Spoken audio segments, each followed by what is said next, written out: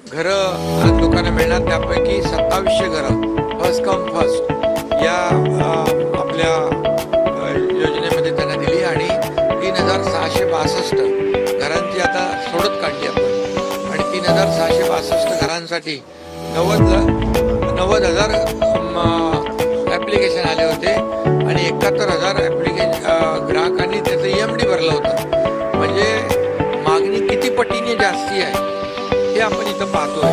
आणि गेल्या 1.5 वर्षात जवळपास या ठिकाणी आम्ही म्हाडाने 30,000 घरं दिली आणि 5.5 लाख लोकांची मागणी होती आणि त्यामुळे म्हाडावर जो घर हे प्रत्येकाचं एक स्वप्न असतं.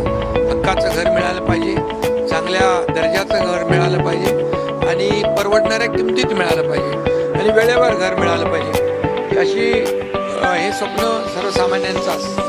आणि मग सर्वसामान्यांचं सरकार आम्ही म्हणतो आणि म्हणून सर्वसामान्यांना या ठिकाणी परवडणाऱ्या किमतीमध्ये घरं देण्याचा निर्णय आम्ही घेतला आणि आज त्यातले 6,000पेक्षा जास्ती लोकांना घरं मिळतील.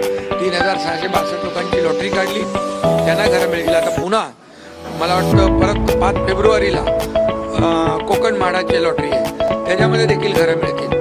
त्यामुळे आज ज्यांना मिळाली ते खुश झाले, ज्यांना नाही मिळाली त्यांना पुढे नंतर खुश होतील. ही निरंतर प्रक्रिया सुरू राहणार आहे, कारण म्हाडाचं नवीन धोरण देखील आम्ही आणतोय आणि त्या धोरणामध्ये affordable housing, affordable rental housing, working woman housing, hostel आणि त्याचबरोबर सिनियर सिटीजन साठी घरं आणि त्याचबरोबर स्टुडंट हॉस्टेल जे आहे आणि स्टुडंट हॉस्टेलसाठी देखील त्या हाऊसिंगमध्ये नवीन धोरणामध्ये त्या पॉलिसीत देखील त्याचा अंतर्भाव आम्ही करतोय.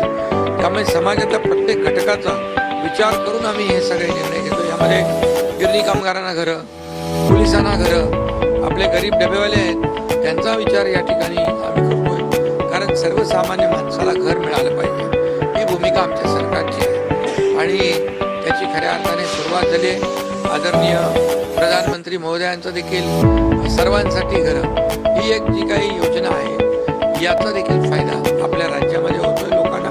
पंतप्रधान आवास योजना यामध्ये राज्य आणि केंद्र सरकार मिळून ही योजना आम्ही पुढे नेतोय.